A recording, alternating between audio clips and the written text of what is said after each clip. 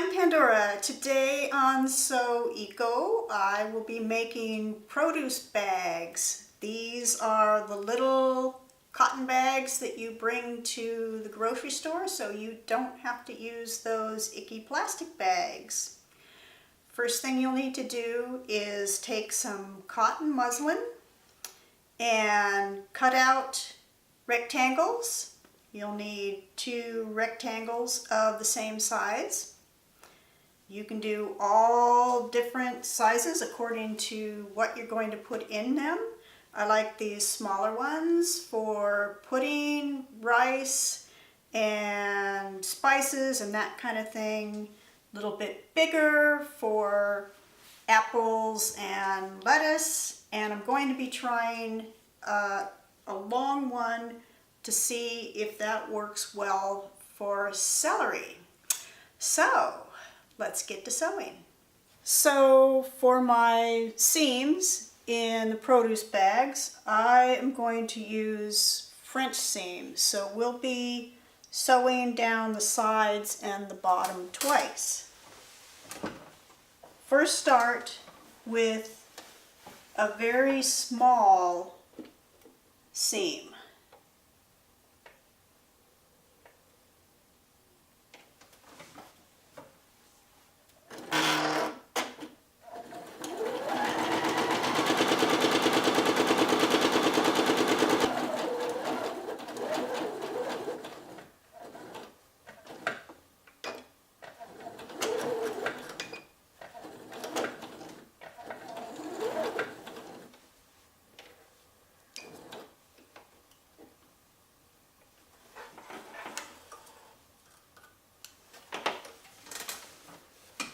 So now that we've sewn that all the way around, we will flip it open and sew one more time.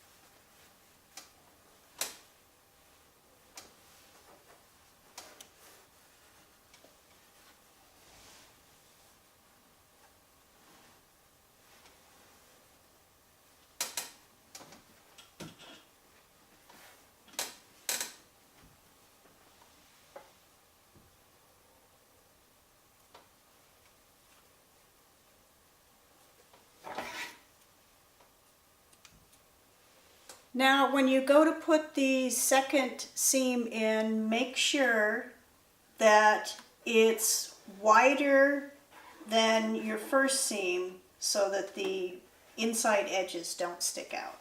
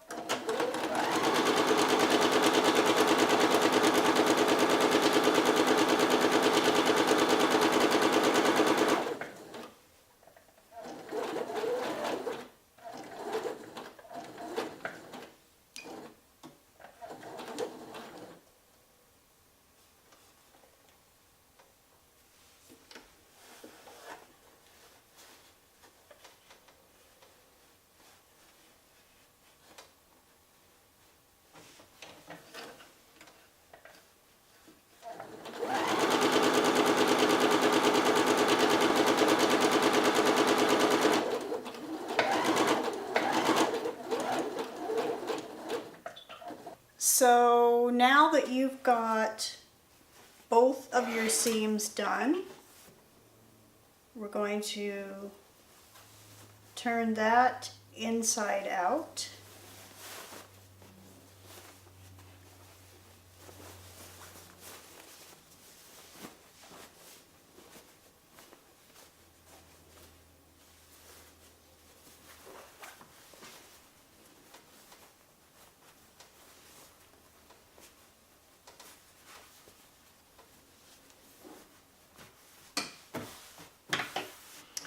And then this is going to be the outside of your bag. That way you don't have these kind of loose, frayed. If you do a single seam, it'll end up loose and frayed. This keeps it nice and neat and tidy on the inside. Okay, next, we're going to need to put a drawstring in the bag. So we will be folding this over a couple of times and then sewing it. But you want to leave a big enough tube there to put through whatever string you're going to put through. To make this part a little bit easier, I am going to be sewing the edge over first before I put the whole sleeve in to put the string.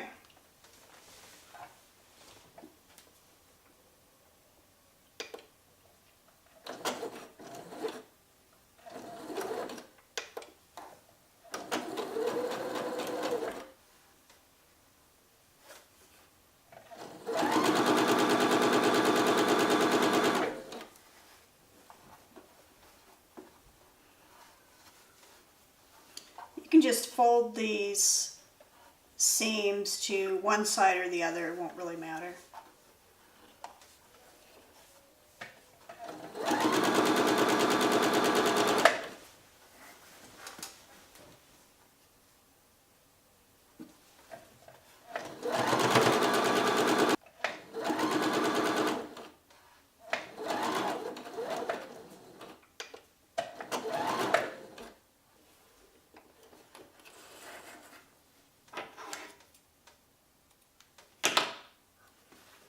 Okay, now I'm going to be folding this over again, leaving enough room so that I can feed my string through. And I'm going to loop my string through so that I can tie it on one side.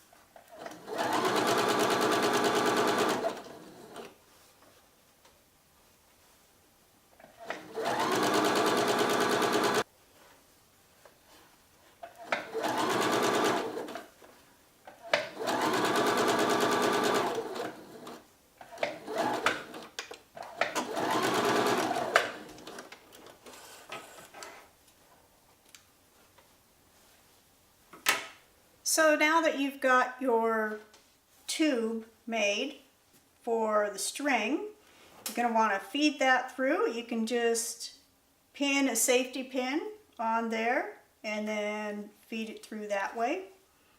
I like to use these special tools. I have smaller, thinner one and this big, thick one. I think I'm going to try the big one for this, see how that works.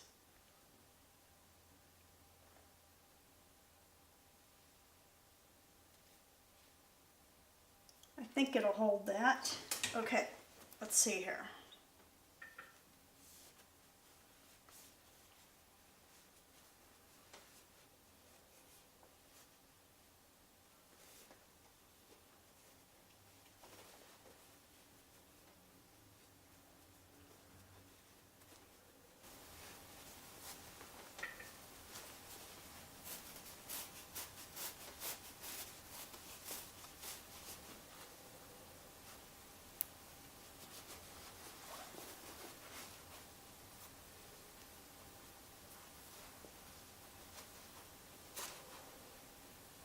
There we go.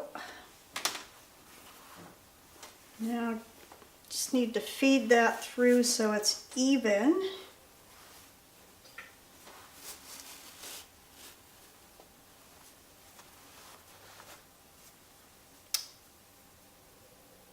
Then I'm going to tie a couple of knots on one end.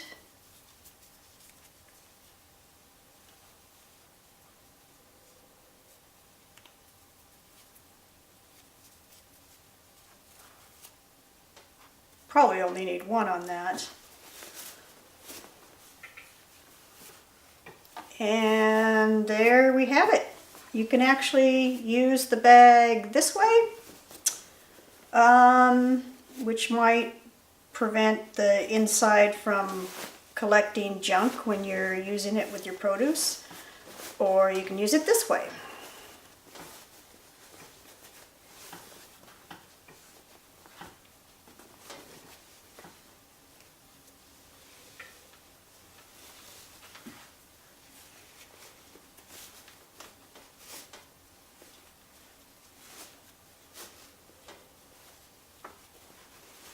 So let's see how the celery fits in here. Not bad, probably could have been a little bit thinner, but I think this would also make a great bag for a big bunch of kale. And there you have it. Now these bags are going to be a little bit heavy, so when they're weighing your produce, it'll add a little bit to the weight. A lot of times I don't worry about it, but the best thing to do is to have them weigh your bags ahead of time. And they will give you the tare weight at the checkout stand. You can write the tare weight on the bag or put a little extra tag on it if you don't want to mark up your bag. And you only need to do that once. So then next time you go and buy your produce, you'll have already weighed the bag and have the tare weight on it. Then when you get to the checkout, you just say, the tare weight is this. Now, sometimes they're going to reweigh the bag, but most of the time they just, they take your word for it. They can kind of judge, because they've done tare weights a lot, if that's actually the tare weight for the bag or not. So, neato. I'm going to make these in a whole bunch of sizes and then go out to the store and try out my new veggie bags.